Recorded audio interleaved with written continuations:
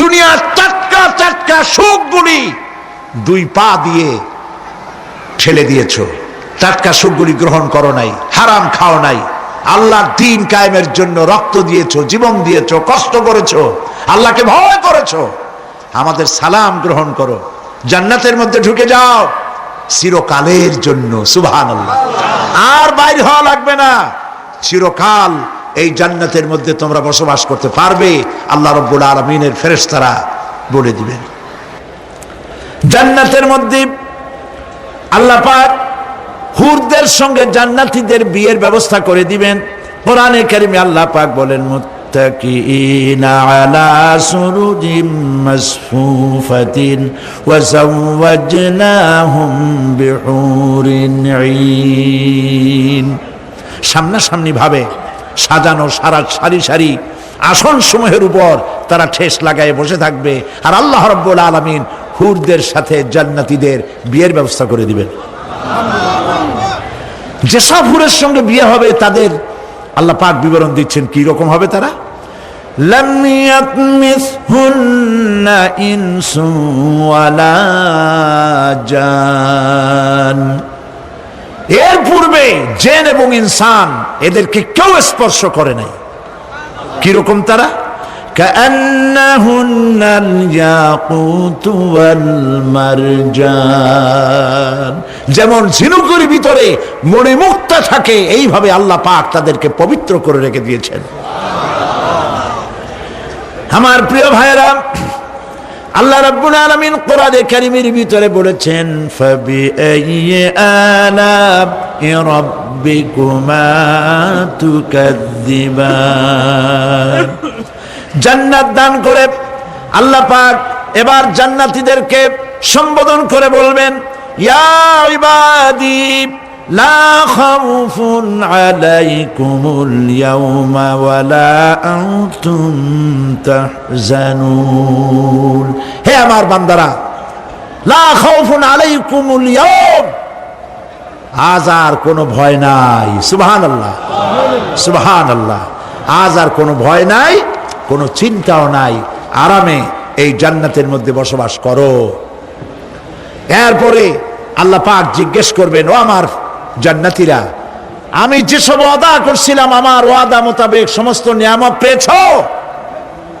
তারা বলবে, হ্যাঁ পেয়েছি। প্রিয় ভাই সব, নবী করিম সাল্লাল্লাহু আলাইহি সাল্লাম বলেছেন, জান্নাতের সুখ আর শান্তি কোন চোখ নাই যা দেখেছে, যা কোন অন্তঃকরণ নাই যা কল্পনা করতে পেরেছে। এই জান্নাত মুত্তাকিদের জন্য আল্লাহ রাখছেন। সুবহানাল্লাহ। জান্নাতীরা ভাবতেও পারবে না সেই নিয়ামতগুলি কি। প্রিয় ভাই সব,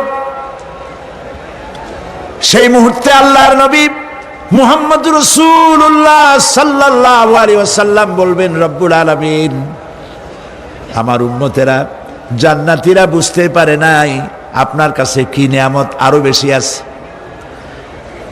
আমার এই উম্মতেরা জান্নাতীরা আপনার ওয়াদা মোতাবেক সব পেয়েছে, কিন্তু একটি জিনিস এখনো তাদের কিসমতে হয় নাই। সেই জিনিসটা হলো, যারা তার রবকে না দেখে শুধু কোরআন আর হাদিসের কথা শুনে আরবের ঘুম হারাম করে তাহাজ্জুদের নামাজ আদায় করেছিল, চোখের পানি ফেলেছিল, যারা জান্নাত দেখে নাই, জাহান্নাম দেখে নাই, আপনাকে ভয় করে যারা জীবন পরিচালনা করেছিল, যারা আপনাকে দেখে নাই, না দেখে শুধু কোরআন হাদিস বিশ্বাস করে যারা অকাতরে নিজেদের জীবন বিলায় দিয়েছিল, এই জান্নাতীরা এখন পর্যন্ত তার রবকে দেখতে পারে নাই। আল্লাহ রাব্বুল আলামিন তার সামনে থেকে ৭০,০০০ পর্দা সরে যাবে। আল্লাহ পাক বান্দাদের আরজি পুরা করার জন্য জান্নাতীদের সামনে তিনি জালোয়া ফরোজ হবে। কোরআন শরীফের ভিতরে আল্লাহ পাক বলেন, জান্নাতীরা তারা আল্লাহর দিকে, জান্নাতীরা তার রবের দিকে তাকিয়ে থাকবে, আর রব তার বান্দাদের দিকে তাকায়া থাকবে। প্রাণ ভরে জান্নাতীরা রবকে দেখবে। সুবহানাল্লাহ। আল্লাহ পাককে দেখবে। প্রাণ খুলে আজ দোয়া করি, রব্বুল আলামিন জান্নাতের যেই পরিবেশে, যেই জায়গায় তুমি দয়া করে তোমার গোলামদেরকে তুমি নিজেই দর্শন দিবে, দেখা দিবে। মনিব গো, ও আমাদের রব, আজ এই বিশাল জনসমুদ্র নিয়ে তোমার দরবারে আবেগ ভরা কণ্ঠে বলি, যেই অনুষ্ঠানটি তুমি এমন মুবারক অনুষ্ঠান করবে যেখানে তুমি জান্নাতীদেরকে দেখা দিবে, ওই জান্নাতের কোনো একটি, ওই অনুষ্ঠানের কোনো একটি কোনায় কানায় আমাদেরকেও দাঁড় করাইয়া দেখার তৌফিক। রব্বিস সামাওয়াতি ওয়াল আরদি ওয়া মা বাইনাহুমার রাহমানি লা ইয়ামলিকুনা মিনহু খিতাবা। এসব পুরস্কার রয়েছে তোমাদের সেই রবের পক্ষ থেকে যিনি আকাশ আর জমিনের মালিক। সুবহানাল্লাহ বলবেন না? যার সামনে কথা বলার ক্ষমতা কারো হবে না। কোন পীর সাহেব, কোন খাজা বাবা, কোন মাওলানা, কোন মুহাদ্দিস, কোন বুজুর্গ আপনাকে সুপারিশ করতে পারবে না যদি না আল্লাহ পাক তাকে কথা বলার তৌফিক না দেন। মনে থাকবে এটা? আয়াতুল কুরসির ভিতরে আমরা পড়ি, মান যাল্লাযী ইয়াশফাউ ইনদাহু ইল্লা বিইজনিহি। আল্লাহ পাক বলেছেন কিয়ামতের দিন আল্লাহর দরবারে কার সাহস আছে কথা বলতে পারে? মান যাল্লাযী ইয়াশফাউ ইনদাহু ইল্লা বিইজনিহি। আল্লাহর অর্ডার ছাড়া, হুকুম ছাড়া আল্লাহর সামনে কথা বলার সেদিন কেউ থাকবে না। সুবহানাল্লাহ। কেউ কথা বলতে পারবে না। সুপারিশ করতে হবে আল্লাহ যারে বলেন তুমি করো, অমুকের জন্য করো, সেই ব্যক্তি শুধু তার জন্যই করতে পারবে, আর কেউ কথা বলতে পারবে না। সেই কঠিন হাসরের ময়দান, যেদিন শুধুমাত্র আল্লাহ পাক কথা বলবেন, আর যারে বলতে বলবেন সেই কেবলমাত্র বলতে পারবে। হযরত ইব্রাহিম আলাইহিস সালাম কিয়ামতের দিন তার নিজের পিতা সম্পর্কে সুপারিশ করবেন, রব্বুল আলামিন আমার আব্বার জন্য সুপারিশ করতেছি, মেহেরবানি করে জাহান্নাম থেকে তারে আপনি রক্ষা করুন। আল্লাহ রব্বুল আলামিন বলবেন, ইব্রাহিম তোমার সুপারিশ মঞ্জুর হবে না। আসর তোমার পিতা হতে পারে, কিন্তু আমার খলিলকে আগুনে ফেলার জন্য নমরুদকে সে সহযোগিতা করেছে, আমি তোমার পিতাকে ক্ষমা করব না। নবী করিম সাল্লাল্লাহু আলাইহি সাল্লামকে সাহাবায়ে কেরাম জিজ্ঞেস করেছেন, হে রাসূল আপনার আব্বা এবং আম্মার অবস্থা কি হবে? নবী করিম সাল্লাল্লাহু আলাইহি সাল্লাম কেঁদে ফেলেছেন, সওয়াব বলেছেন আমি তাদের কোনো উপকারে আসব না।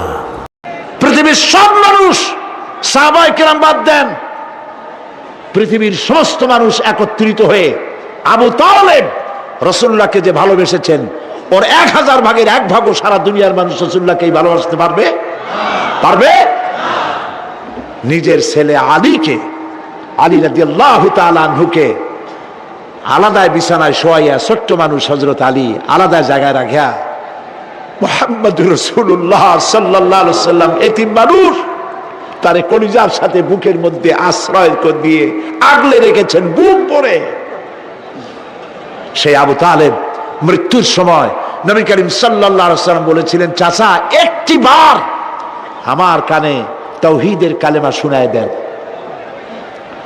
আবু তালেব তার কিসমতে ছিল না কালেমা।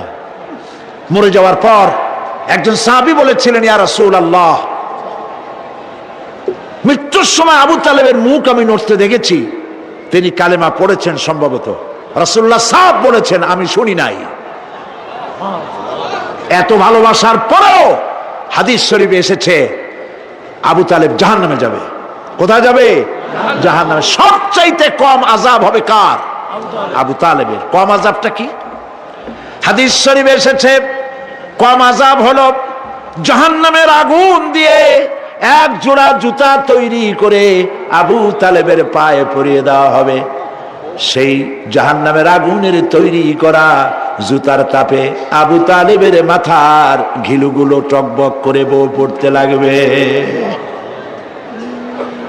এত ভালোবেসে যদি কিয়ামতে উপায় না হয়, আপনি ইয়া নবী সালাম আলাইকা, ইয়া রাসূল সালাম আলাইকা, আর কতগুলো জিলাপি খাইলেন, বড় একটা মিছিল করলেন। প্রিয় ভাই সব, এইসব বিদআত ছাড়ুন, এগুলি সুস্পষ্ট বিদআত। রাসূলুল্লাহকে ভালোবাসবেন, সাহাবীরা যেভাবে ভালোবেসেছেন ওইভাবে ভালোবাসবেন।